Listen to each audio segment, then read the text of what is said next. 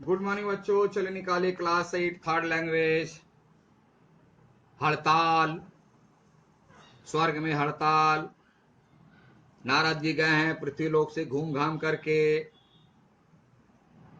देखते हैं स्वर्ग में अभी हड़ताल है, समूचा ऑफिस क्लोज है, बंद है, सभी देवी देवताओं का ऑफिस बंद है, जिसमें सर्वप्रथम पूजनीय गणेश जी की पहली पूजा होती है ना, श्री गणेशाय नमः। वो भी एकदम मेन गेट पर तख्ती लिए हुए खड़े हुए हैं। नारद जी पूछते हैं तो पता लगता है सब हड़ताल पर हैं, सभी देवी देवताओं का ऑफिस बंद है। और तब गणेश जी से पूछ लेते हैं कि भगवान आपका क्या प्रॉब्लम है। गणेश जी बता देते हैं उनका क्या प्रॉब्लम है।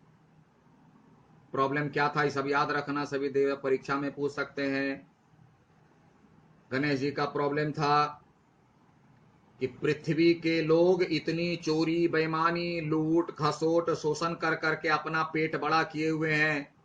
गद्दी पर चेयर पर बैठ बैठ करके उनका पेट बड़ा हो गया, तो उसके लिए कोई लंबोदर शब्द का इस्तेमाल नहीं करते। लंबोदर शब्द का अर्थ मेरे लिए यानी गणेश जी के लिए फिक्स कर दिया। बहुत बड़ी आपत्ति है। बोला नारद मुनि कि हाँ भगवान ये तो ठीक ही है, आप तो ठीक कहते हैं। अच्छा, आपके बारे में सॉल्यूशन सोचेंगे, और लोगों का क्या प्रॉब्लम है। तो गणेश जी गुस्सा हो जाते हैं कि सबका ठेका वही लेके रखे हैं क्या, और लोग के पूछना है तो पूछो जा करके, मुझे क्या मालूम, मैं अपनी बात बता दिया।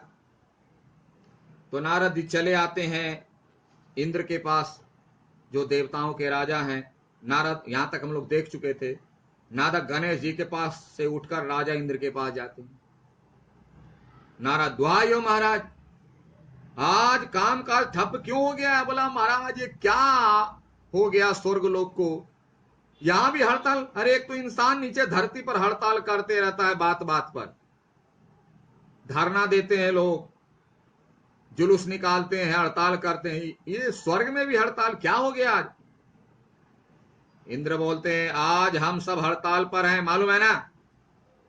अरे भीतर घुस गया, तुमको मालूम नहीं, आज हम लोग सब हड़ताल पर हैं। नारद बोले पर महाराज आपका इतना सुंदर नाम है इंद्र, और आपका नाम सुनते ही वीणा के तार झनझनाने लगते हैं। लगता है इंद्रधनुषी फुहार, देखो रेनबो है ना, बड़ा अच्छा लगता है आकाश में, हल्की हल्की बारिश की फुहार, सूरज की रोशनी, उसमें रेनबो।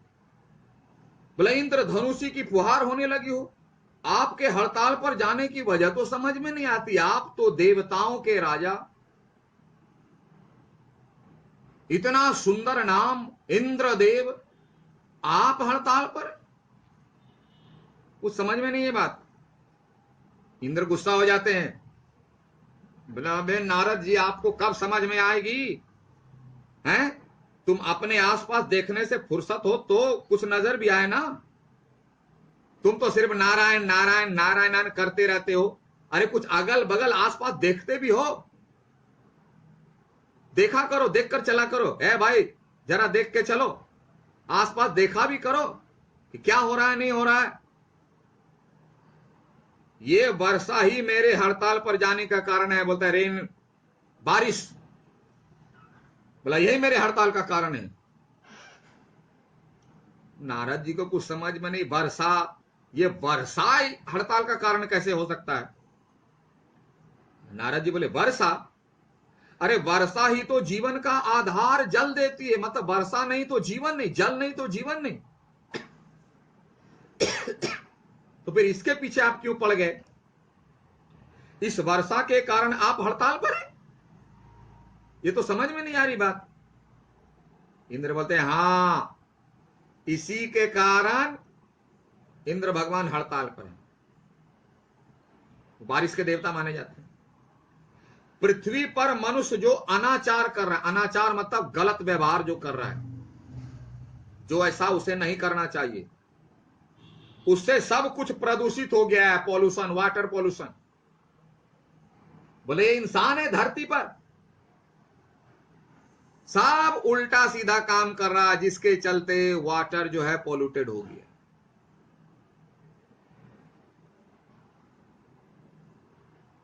सब जगह प्रदूषण फैल गया है, हवा प्रदूषित हो गई, प्रदूषण से आसमान की नीली छतरी में छेद हो गया, ओजोन लेयर में होल हो गया। वही करे नीली छतरी किसको? ओजोन लेयर, जो आसमान है उसको नीला छत कहा गया, उसको ओजोन में होल हो गया, उसी का छेद हो गए। और बताए नारद, और दुख की बात तो यह है कि अब जो बारिश मैं करता हूं अम्ल वर्षा के रूप में पृथ्वी पर गिरती है। मैं जो बारिश करता हूं ना उससे अम्ल गिरता है, एसिड। साइंस में देखिए आप, अभी जो पॉल्यूटेड एयर से जो बारिश होती है उसमें एसिड ज्यादा रहता है, एसिड की मात्रा ज्यादा पाई जाती है। साइंस तो ही कह रहा है मैं परेशान ना हूं तो क्या करूं, आदमी जैसा बेवकूफ। तो मैंने तो सोचा आदमी बनाया तो बड़े अच्छे अच्छे काम करेंगे धरती पर, ये तो सबको प्रदूषित कर दिए, सबको पॉल्यूटेड कर दिए। अब बताओ कितनी सुंदर आसमान बनाए थे नीली छतरी वाले, लेकिन उसमें भी ये लोग पॉल्यूटेड कर करके छेद कर दिया, प्रदूषण फैला फैला करके। और मैं बारिश करता था, कितना अच्छा जल। अब जो है बारिश होती है, मैं यहां से शुद्ध जल भेजता हूं बारिश के रूप में, तो धरती पर जाकर के उसमें एसिड मिल जाता है क्योंकि पॉल्यूटेड है।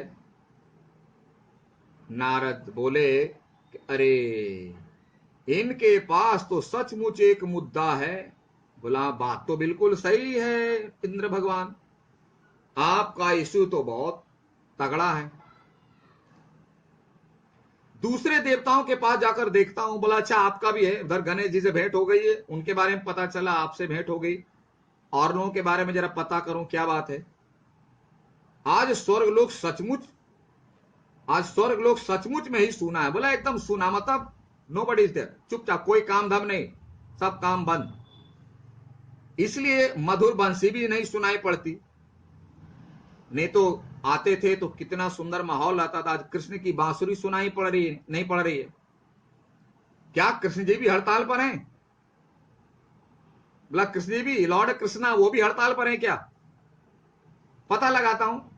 नारद मुनि गए पता लगाने, और नारद मुनि ढूंढते ढूंढते ढूंढते ढूंढते कृष्ण भगवान के पास पहुंचे।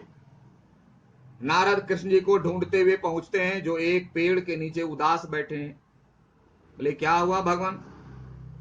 पहले तो आप कदम्ब के पेड़ के नीचे यमुना किनारे बांसुरी बजाते थे, कितना सुहाना लगता था। आज ये बांसुरी की आवाज बंद क्यों हो गई? आप चुपचाप बैठे जो सब समय मुस्कुराते रहते थे, कृष्ण का चेहरा कभी नहीं देखोगे रोते हुए, उदास, हमेशा मुस्कुराता। आज क्या हो गया भगवान को कि आज आपके चेहरे से मुस्कुराहट गायब है?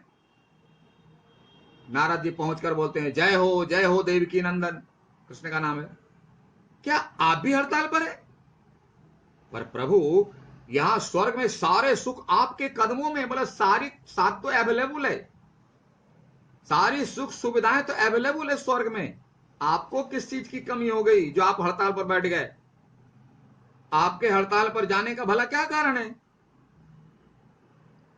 तो लॉर्ड कृष्णा है वो तो जल्दी गुस्सा होते नहीं, उनके चेहरे से मुस्कुराहट जाते नहीं, आज वे क्रोध में है।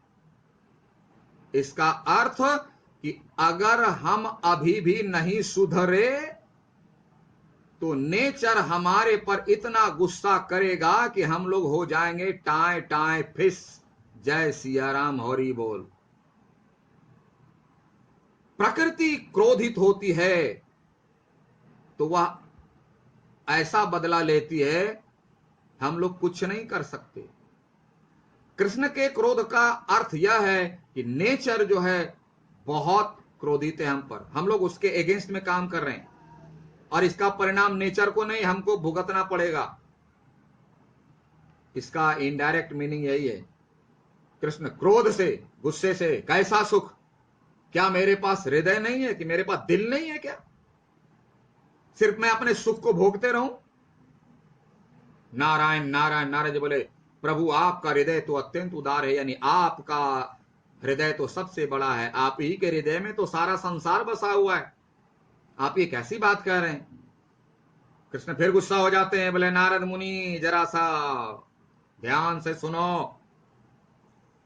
खाक उदार है, गुस्सा हो जाते हैं। खाक मतलब बेमतलब, झूठी प्रशंसा। बोले खाक उदार है, झूठ बोलते हैं, उदार है, उदार है? तभी तो मेरी प्रिय गाय पृथ्वी पर प्लास्टिक खाकर मर रही है। क्या उदार है? देखो नीचे पृथ्वी पर, जबकि गायों को हरी हरी घासें मिलनी चाहिए। पहले मेरी गायों को हरी हरी घासें मिलती थी, गऊओं को। आज देखो क्या मेरी गाय धरती पर प्लास्टिक खाती है, कागज खाती है। क्यों? हरी हरी घास उपलब्ध नहीं है। क्यों? सब जगह महल बन गया, दो महल बन गया, चारागाह नहीं है, कुछ नहीं है। उदार है कह रहे हैं। पृथ्वी वालों को समझ नहीं कि पशुएं कहां से चारा खाएंगे। तभी तो मेरी प्रिय गाय पृथ्वी पर प्लास्टिक खाकर मर रही है। मानव ने तो बस हद कर दी।